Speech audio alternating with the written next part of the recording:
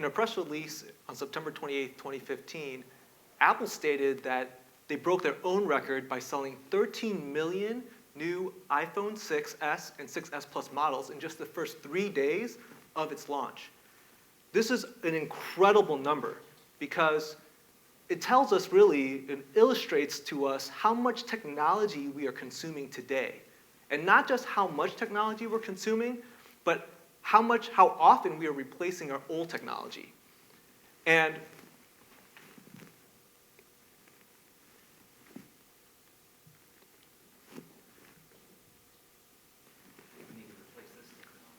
we do.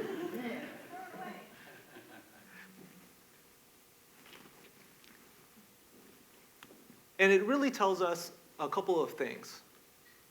Number one, we don't, as consumers, really know where our electronics go after its life is over. In fact, a lot of us don't know that e-waste, electronic waste, is harmful to our health, our environment, and to our economy. So today, what I'd like to do is I'd like to talk to you about, one, what e-waste is, and then how it impacts sustainability.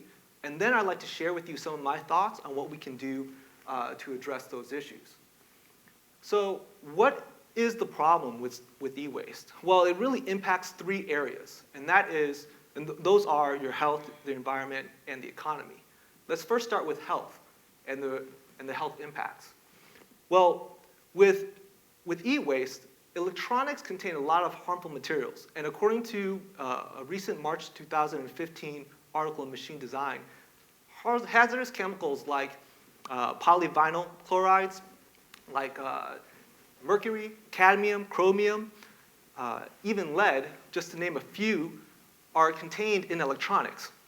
And the health problems associated with such toxins include impaired mental development, cancer, and damage to your lungs, liver, and kidneys.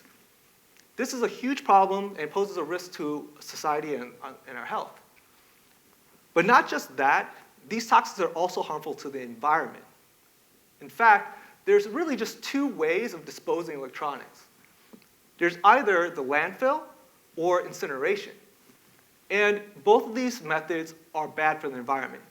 According to a case study that was published in the April 2015 Indian Journal for Occupational and Environmental Medicine, these electronics in landfills can lead to contamination of our groundwater and the soil.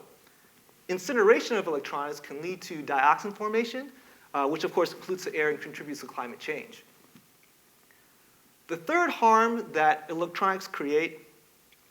e-waste creates is the scarcity of the resources that are involved with the production of electronics. In fact, the recent article in March 2014 in Ecos Magazine states that there's more gold in 1 ton of old mobile phone waste than there is in 1 ton of actual earth mined from the ground. Now that we understand the problems with e-waste and how it affects our health, our environment, and our economy, I'd like to share with you my thoughts on what we can do as a community. I really believe that there are 2 things that must come together when it comes to addressing e-waste, and that is entrepreneurship and citizenship. One of the things that we have to tackle would be the problem of collection of e-waste. And these are where entrepreneurs like the Eco-ATM come involved, creating more accessible and convenient ways for residents to recycle their e-waste. As responsible residents, however, it's our job to seek these locations out and actually use them. Another way an entrepreneur can contribute is to develop more cost-effective ways in recovering the materials from these old electronics. It costs a lot of money right now, and we need to figure out a way to lower that cost in order to entice the manufacturers out there to use these recovered materials. What's really promising, though, is that in a recent research report, the material recovery industry is going to be about $5 billion by 2020. The last thing that I believe entrepreneurs can contribute to this problem is new state-of-the-art technology that has sustainability-focused ideas like a biodegradable circuit.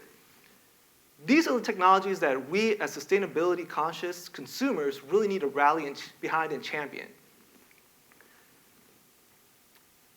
There are things that we can do as a community right now. One of those things are organizing e-waste recycling events. These type of events are growing in popularity all across the nation. In fact, just this past Saturday on November 7th, the New York State Fair hosted an event for e-waste recycling where they filled 8 tractor trailers worth of 100 tons of e-waste. We can do this sort of thing right now here in our own community in Peoria. So now that I've discussed why e-waste is a problem and shared with you some of the solutions that I believe will help in the e-waste problem, I'm really thankful to have this platform and this opportunity to share all this information with you. And I hope that you can all agree that e-waste is a significant issue and one of our most understated sustainability threats today.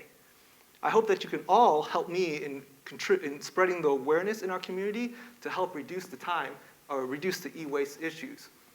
I've prepared a little bit of a parting gift for you guys, which is a printed out copy of the sustainability e-waste collection sites in our local area, and I encourage you guys to take one of those sheets before you leave today.